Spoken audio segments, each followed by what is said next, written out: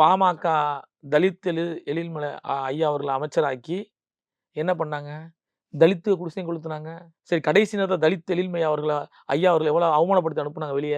2வது விடுதலை சிறுத்தைகள் முதல் தேர்தல் அரசியலுக்கு வரும்போது, சிதம்பரத்தின் தலைவர் எழுச்சி தமிழர் வேட்பாளர் நிக்கும்போது, அன்றைக்கு பொன்னுச்சாமி என்ற ஒரு தலித்தை உருவாக்கி வேட்பாளர் நிப்பாட்டி, 100க்கும் மேற்பட்ட குடிசையை கொளுத்தியவர் யார்?